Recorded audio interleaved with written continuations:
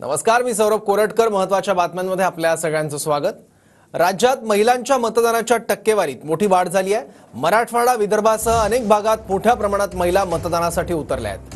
महिलांचं मतदान अधिक झाल्यामुळे भाजपच्या आशा पल्लवित झाल्यात. लाडकी बहीण योजना निकालावर परिणाम यामुळे करण्याची शक्यता आहे. ही चार दृश्य आहेत महिलांच्या मतदानाची. नंदुरबार असेल, धुळे, सोलापूर, वाशिम इथे महिलांचं मोठ्या प्रमाणात मतदान झालंय. महिलांच्या मतदानाच्या टक्केवारीत मोठी वाढ झाली आहे.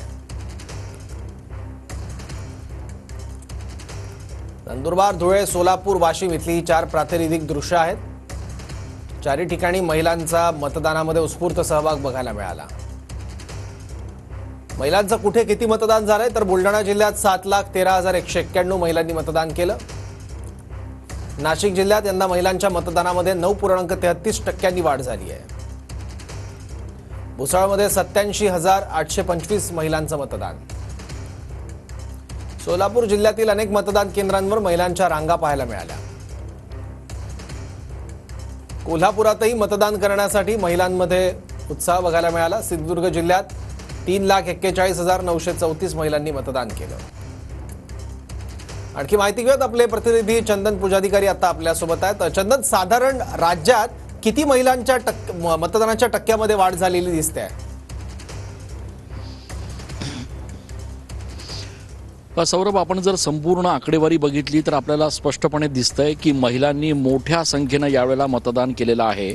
अर्थात लाडकी बहीण योजनेसारखा एक जी योजना आहे जी सरकारच्या वतीनं सुरू करण्यात आली होती, त्यामुळे एक प्रिडिक्शन निश्चितपणे असं लावलं जात होतं की महिलांचं मतदान यावेळेला मोठ्या संख्येनं होईल आणि तशाच काहीशा पद्धतीचं मतदान जे आहे ते संपूर्ण राज्यभरात आपल्याला बघायला मिळते. अगदी एक सॅम्पल म्हणून नाशिक जिल्ह्याचा जर आपण विचार केला तर साधारण 10% एवढ्या मोठ्या संख्येनं महिलांनी यावेळेला मतदान केलेलं आहे. अर्थात हे सुद्धा बरोबर आहे की फक्त महिलांनी 10% मतदान जरी केलेलं असलं तरी यामध्ये संमिश्र अशा पद्धतीचं मतदान आहे. त्याच्यामुळे हे एकगठ्ठा मतदान महिलांचं फक्त एकाच कुठल्या पक्षाला जाईल असं म्हणणं चुकीचं ठरेल. मात्र असं जरी असलं तरी भाजपच्या या सगळ्या चित्राच्यामुळे आशा पल्लवित होण्याचं कारण हे पण आहे की जरी भाजपला या महिलांच्या वाढत्या मतदारांच्या टक्क्यामुळे फायदा झाला नाही तरी गेल्या वेळेला लोकसभेला जे आपण बघितलं की भाजपला तोटा झाला होता, तो तोटा मात्र भाजपला निश्चितपणे होईल असं वाटत नाहीये. आणि त्यामुळे कुठेतरी भाजपला एक आनंद निश्चितपणे या सगळ्या मतदानाचा झालेला आहे. महिलांची टक्केवारी प्रचंड मोठ्या संख्येनं वाढलेली आहे. सरासरी 9 ते 10% एवढ्या मोठ्या संख्येनं महिला ज्या आहेत त्यांनी मतदान केलेलं आहे. आणि त्यामुळे आता या मतदानाचं नेमकं आउटकम काय असू शकेल, हे मतदान नेमकं कोणाच्या बाजूनं झुकेल हे बघणं तितकंच महत्त्वाचं असणार आहे. कारण जसं मी सांगितलं की सरासरी हे सगळंच मतदान कुठल्या एका पक्षाला जाईल असं अजिबात नाहीये. त्याच्यामुळे हा वाढता टक्का जरी असला तरी हा वाढता टक्का भाजपला निश्चितपणे आशादायी यासाठी वाटतोय कारण या वाढत्या टक्क्याचा फायदा जरी झाला नाही तरी गेल्या वेळेसारखं नुकसान भाजपला निश्चितपणे होणार नाही असं एक प्रिडिक्शन लावलं जात आहे.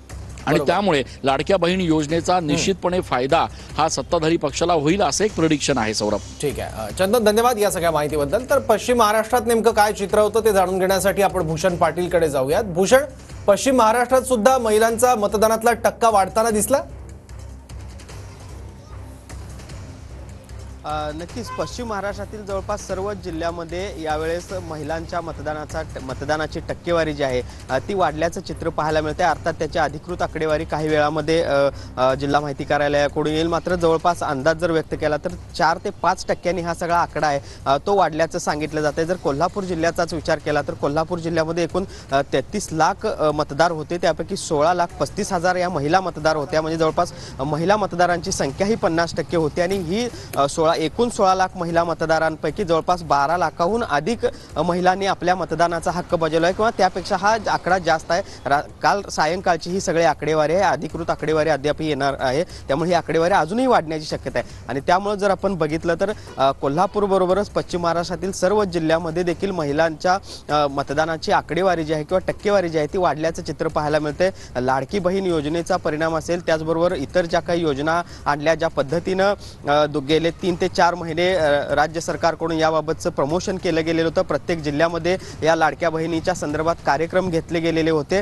ते पाहता हा सगळा महिला मतदारांची आकडेवारी वाढल्याचं सांगितलं जात आहे. मात्र याचा प्रत्यक्ष फायदा भाजपला होणार, महायुतीला होणार का हे सांगणं थोडंसं चुकीचं ठरणार आहे. कारण महिला मतदार जरी सगळ्या असल्या तरी या सगळेच्या सगळे मतदार हे काही महायुतीला पडलेले असतील असं म्हणता येणार नाही. महाविकास आघाडीनं देखील आकडेवारी नेमकी आता काय समोर येते अधिकृतपणे ते बघावं लागेल आणि त्यानंतर महिलांचा कल नेमका कुठे होता त्या 23 तारखेला स्पष्ट होईलच. धन्यवाद भूषण या माहितीबद्दल.